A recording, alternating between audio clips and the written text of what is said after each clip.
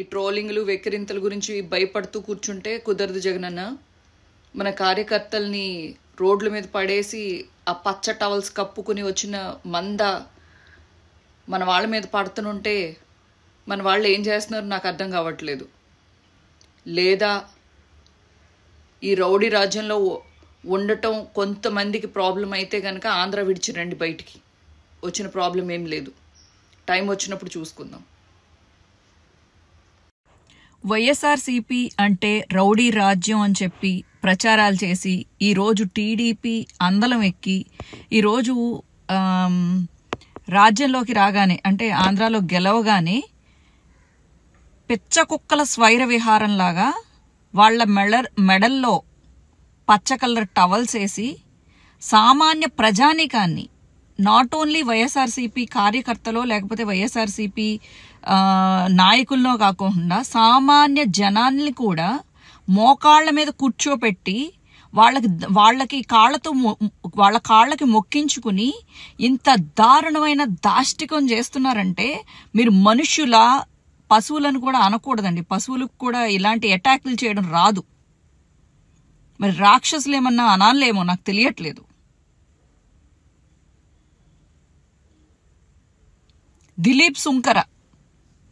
కళ్యాణ్ దిలీప్ సుంకర ఎన్నెన్ని మాటలు మాట్లాడాడు. చివరాఖరికి ఎలక్షన్స్ ముందు ఆయనకి ఏం అర్థమైందో తెలియదు కానీ టీడీపీ గురించి అలాగే జనసేన గురించి ఆయన పెద్దగా ఇష్టపడినట్టయితే ఆయన వీడియోలో నాకు అర్థమైంది. ఆయన రియలైజ్ అయ్యాడు. ఓకే, మహాసేన రాజేష్ అతనికి ఎన్ని ఆశలు చూపించి తెలుగుదేశం పార్టీలో జాయిన్ చేసుకుని మహాసేన రాజేష్ని ఎన్ని రకాలుగా తిట్టించారు అంటే మీ పార్టీలో జాయిన్ అవ్వకముందు తిట్టాడు, మీ పార్టీలో జాయిన్ అయిన తర్వాత ఇంకా రెట్టింపు ఉత్సాహంతో మళ్ళీ తిట్టాడు. ఏ రోజు తీసుకొచ్చి అతన్ని ఏమీ చేయలేదు, కొట్టలేదు, పొడవలేదు, సంపలేదు. అలాగే అనూష ఉండవల్లి, అలాగే గాయత్రి అనే ఆవిడ భారతీ గారిని అనకూడని మాటలు, అనకూడని తిట్లు, జగనన్నని అనకూడని మాటలు స్వాతిరెడ్డి అనే ఆవిడతో ఒక ఫేక్ అకౌంట్ క్రియేట్ చేసి, ఆవిడ పేరు శ్వేతా చౌదరి, ఇన్ని దాష్టికాలు చేసిన ఏ రోజు మీ సోషల్ మీడియా వాళ్ళని మేము లాక్కొచ్చి మేమేమి కొట్టలేదు, చంపలేదు, వాళ్ళ ఇళ్ల మీదకి వెళ్ళి కొట్టలేదు, వాళ్ళ తల్లిదండ్రులను కొట్టలేదు, వాళ్ళని కొట్టలేదు. అలా కొట్టుకుంటూ పోతే అసలు మీరు టీడీపీ అనేవాళ్ళు, టీడీపీకి కార్యకర్తలే ఉండేవాళ్ళు కాదు కదా. ఆంధ్రాలో జనసేనకి కార్యకర్తలే ఉండేవాళ్ళు కాదు కదా. సామాన్య ప్రజల మీద ఎందుకు 10 మంది వెళ్ళి కొడితే అసలు ఒక మగతనమా? 10 మంది వెళ్ళి కొడితే ఒక మగతనమా నాకు చెప్పండి. వాళ్ళకి వెనకాల అంటే మీరు చెప్పి వస్తే మా వాళ్ళు కూడా గాజులేసుకుని ఏం కూర్చోలా. పోలీసులు మేమేమి చేయలేము అని మీరు చేతులు ఎత్తేసినప్పుడు మేము ఫైట్కి వస్తున్నాము అని చెప్పేసి చెప్పండి. మా నాయకుల్ని మేము కూడా రెడీ చేసుకుని మేము దిగుతాం. మీకు అదే కావాలి అనుకుంటే పోనీ కొట్టుకుందాం. మా కార్యకర్తలని మీరు కొడుతుంటే మేమెందుకు గాజులు వేసుకుని కూర్చుంటాం? మా నాయకులకి ఏమి మగతనం లేదనుకున్నారా?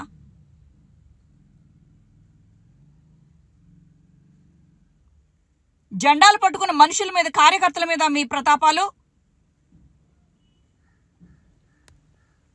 వైఎస్ఆర్సీపీని నమ్ముకుంటే తప్ప. ఇప్పుడు వైఎస్ఆర్సీపీకి 40% ఓటింగ్ ఉంది, ఓట్ బ్యాంక్ ఉంది. వాళ్ళందరినీ కొట్టేస్తారా? రాష్ట్రాన్ని తగలబెట్టేస్తారా? భయపడాలా మీకు? ఇంత హింసాకాండ చేస్తున్నారు. కర్మ అనేది రిటర్న్ బ్యాక్ అవుతుంది, బౌన్స్ బ్యాక్ అవుతుంది.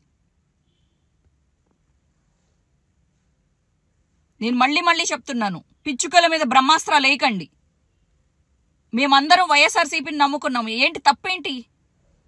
మీరు టీడీపీని నమ్ముకున్నారు, మేము వైఎస్ఆర్సీపీని నమ్ముకున్నాం. ప్రపంచంలో ఈ డెమోక్రసీలో ఎవడు ఏ పార్టీనైనా నమ్ముకోవచ్చు. నమ్ముకున్నందుకు మీరు ఇలా ఓచకోతకు వస్తారా? నేను అంతకు ముందు క్లియర్గా చెప్పాను, ఓచకోత అనే వర్డ్ రౌడీల గురించి నేను మాట్లాడాను, టీడీపీ వాళ్ళ గురించి కాదు. ఎవరైతే అన్యాయంగా రౌడీయిజం చేసి జనాల్ని ఇబ్బంది పెడుతున్నారో వాళ్ళని ఓచకోత కొయ్యాలి అని చెప్పాను నేను. కానీ సామాన్య ప్రజాన్ని నేను, లేకపోతే మీ టీడీపీ కార్యకర్తల్ని నేను ఉద్దేశించి ఎప్పుడూ అనలేదు. మీ టీడీపీ కార్యకర్తలకి నిజంగా మగతనం ఉంటే 10 మంది కలిసి ఒక ఇంటి మీద పడటం కాదు, 10 మంది కలిసి ఒక పిల్లల్ని కొట్టడం కాదు. దమ్ముంటే మాకు చెప్పండి, ఈ సెంటర్కి రండి అని, అప్పుడు కొట్టుకుందాం. మా వైఎస్ఆర్సీపీ కార్యకర్తలు ఇదేంటి, మా వైఎస్ఆర్సీపీలో ఉన్న నాయకులు వాళ్ళకుండే బ్యాక్గ్రౌండ్స్ వాళ్ళకున్నాయి. ఓకే.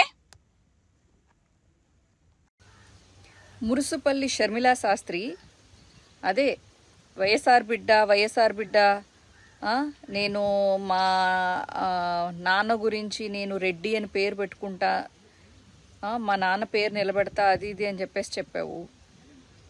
సరే, జగన్మోహన్ రెడ్డి గారిని నువ్వు అన్నయ్యగా నువ్వు ట్రీట్ చేయలేదు, ఆయన మీద వ్యతిరేకంగా ఆయన ఓడిపోయేలాగా చేయడానికి నీ వంతు కృషి చేసావు, ఓడగొట్టావు. తర్వాత రాష్ట్ర ప్రజలను గాలికి వదిలేసి అమెరికాలో మీ ఎంజాయ్మెంట్లు మీకు ఉండొచ్చు, తప్పులేదు. అదే ఈయన ఓడిపోయినందుకు మీరు పార్టీలు చేసుకోవచ్చు, పండగలు చేసుకోవచ్చు, ఏమైనా చేసుకోవచ్చు, తప్పులేదు.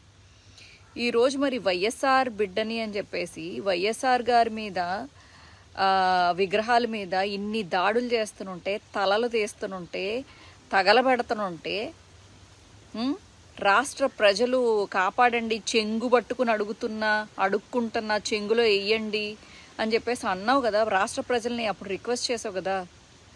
పొద్దున్న సాయంత్రం పౌడర్ రాసుకుని లిప్స్టిక్ వేసుకుని వచ్చి ఇదేంటి మరి నీ ఏడుపులేవో నువ్వు ఏడ్చావు, అవి దొంగ ఏడుపులు అని చాలామంది అంటారు, నిజంగానే ఏడిసిందని కొంతమంది అంటారు. ఏదో మొత్తం మీద ఏడ్చావు. ఇప్పుడు ఆంధ్ర ప్రజల్ని ఓచకోతకు వస్తుంటే ఎక్కడికి పోయావు? అప్పుడైతే వీడియోలు చేసావు కదా. ఇప్పుడు ఒక చిన్న ట్వీట్ మాత్రమే ఎందుకు పెట్టావు? ఎందుకు రావట్లేదు ఆంధ్రాలోకి? అయిపోయిందా నీ పని? కోల్చడమేనా? నీ తండ్రి విగ్రహాలను కూలుస్తుంటే కనీసం ఒక చిన్న వీడియో రిలీజ్ చేయలేకపోయావా? నీ కాంగ్రెస్ వాళ్ళని పంపించలేకపోయావా అడ్డుకోమని? ఇదా పిసిసి అధ్యక్ష పదవికి నువ్వు ఇచ్చే గౌరవం? నీ కాంగ్రెస్ కార్యకర్తలు వైఎస్ఆర్ మీద విగ్రహాల మీద జరిగే దాడుల్ని ఎందుకు ఆపట్లేదు?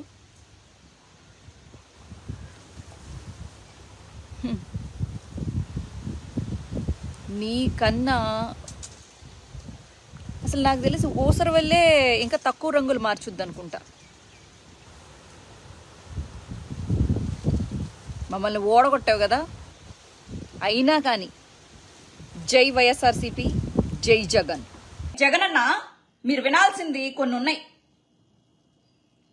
విజయవాడలో వల్లభనేని వంశీ మన సైడ్ ఉన్నాడు, కొడాలి నాని మన సైడ్ ఉన్నాడు, లేకపోతే విడుదల రజనీనో లేకపోతే దేవినేని అవినాషో మన సైడ్ ఉన్నారు అని అనుకున్నారు. కానీ మీలాగా వీళ్ళు వాళ్ళని నమ్మల. టీడీపీ వాళ్ళు ఓకే, ముఖ్య నాయకులు ఖాళీ అయితే ఏంటి, మళ్ళీ మేము నిలబడతామని చెప్పి కార్యకర్తలను రెడీ చేశారు. బుద్ధా వెంకన్న లాంటి రోడ్ సైడ్ ఆకు రౌడీల్ని రెచ్చగొట్టి మాట్లాడించారు. ఐటీడీపీ ఎంత స్ట్రాంగో తెలుసా అన్న? వాళ్ళ కార్యకర్తల్ని బాగా రెచ్చగొట్టి వాళ్ళు ఐటీడీపీ వాళ్ళు ఏం చేస్తారంటే గ్రూపులు పెట్టుకుని సోషల్ మీడియాలో యాక్టివ్గా ఉండి వైఎస్ఆర్సీపీ ఏం మాట్లాడినా అది అబద్ధం, అది తప్పు అని ప్రూవ్ చేయడంలో చాలా బిజీగా ఉంటారు. ఐటీడీపీ దగ్గర ఉన్నంత టెక్నాలజీ మైట్ బి దేశంలోనే ఎవరి దగ్గర లేదు అని కూడా చెప్పుకోవచ్చు. ఐటీడీపీ ఎంత డబ్బు తన కార్యకర్తల కోసం పోషిస్తుందంటే అసలు టీడీపీకి ఉన్న పవర్ ఏంటో తెలుసా జగనన్న? టీడీపీని టచ్ చేయాలన్నా ఎందుకు భయపడతారో తెలుసా? వాళ్ళ కార్యకర్తలనే, ఇంకా నేను ఒక మాట మాట్లాడను, వాళ్ళని తయారు చేస్తారు అలాగా. ఒక మాట అంటే సోషల్ మీడియాలో అది మళ్ళీ రెస్ట్రిక్షన్ వర్డ్, ఆ వర్డ్ వాళ్ళని కవచంలాగా తయారు చేస్తారు. వాళ్ళ చుట్టూ ఒక లోకేష్ ని ఏమైనా అనినా, టీడీపీని ఏమన్నా అనినా, ఐటీడీపీని ఏమన్నా అనినా, దేశ విదేశాల్లో ఉన్న సోషల్ మీడియా గ్రూపులు అలాగే లీడర్షిప్లు ఏదైతే కాలేజీల్లో లీడర్స్ ఉంటారో వాళ్ళని పట్టుకుని కాలేజ్ పిల్లలందరినీ యాక్టివ్ చేసి వైఎస్ఆర్సీపీ సోషల్ మీడియా అవ్వచ్చు, లేకపోతే గీతాంజలి చనిపోయింది కదా, ఎవరైనా సోషల్ మీడియాలో ఒక పాజిటివ్ మాట వైఎస్ఆర్సీపీ గురించి మాట్లాడితే వాళ్ళ మీద చేస్తారు దండు. ఇప్పుడు నేను ఎందుకు చెప్తున్నానో తెలుసా? సుందరకాండలో రావణాసురుడి గురించి ఆంజనేయ స్వామి వచ్చి చెప్పినప్పుడు రాముడికి అర్థమైంది లంక ఎలా ఉంటది, రావణాసురుడు ఎలాంటోడు, రావణాసురుడికి ప్లస్లేంటి మైనస్లేంటి ఒక ఆంజనేయుడు చెప్తే రాముడికి అర్థమైంది. అలాగా ఈరోజు వైఎస్ఆర్సీపీకి ఐటీడీపీ గొప్పతనాన్ని ఐటీడీపీ అలాగే టీడీపీ గొప్పతనాన్ని నేను మీకు చెప్పకపోతే మనం ఎప్పుడు భ్రమలో బతకాల్సి వస్తుంది. ఈ రకంగా వీళ్ళని అసలు రెచ్చగొట్టి కొట్టించి ఇప్పుడు ఏంటి కళ్ళు మూసుకున్నారా? వాళ్ళకి తెలియట్లేదా? మనందరికీ సోషల్ మీడియాలు ఉన్నాయి, మనందరికీ దాడులు జరుగుతున్నట్టు తెలుస్తుంది. కానీ టీడీపీ మీరు చాలా స్ట్రాంగ్, ఐ అగ్రీ దట్. కానీ ఆడవాళ్ల మీద చేతులు చేసుకుంటున్నారు, చిన్న పిల్లల్ని ఏడిపిస్తున్నారు, అభం శుభం ఎరగని సామాన్య ప్రజల్ని ఏడిపిస్తున్నారు, వాళ్ళ మీద చేతులు చేసుకుంటున్నారు. అది చాలా చాలా చాలా చాలా చాలా తప్పు. మీకు ఎప్పుడు ప్రతిపక్షము అంటే ప్రతిపక్షం లేదు, ప్రతిపక్ష పాత్ర వహించడానికి మేము లేకపోయినా కనీసం మేము ప్రేక్షక పాత్ర మాత్రం వహించము. మీరు ప్రతిపక్షం ఉండకూడదు అనుకుంటే, మీ మీద ఓచకోత కొయ్యాలనుకుంటే పట్టాభి లాంటి వాడు, అలాగే చింతకాయల అయ్యన్న పాత్రుడు, అలాగే అచ్చెన్నాయుడు. అసలు మీ అచ్చెన్నాయుడు ఏమన్నాడు? పార్టీ లేదు బొక్క లేదు అని చెప్పేసి తిట్టిన అచ్చెన్నాయుడు, తెలుగుదేశం పార్టీ అధ్యక్షుడు అచ్చెన్నాయుడే పార్టీ లేదు బొక్క లేదు ఇంకేముంది అని చెప్పేసి అన్నాడు. అయినా లెగిశారు కదా. ఒక అవినాష్నో, ఒక కొడాలి నానినో, వల్లభనేని వంశీనో వాళ్ళు నమ్ముకోరన్నా?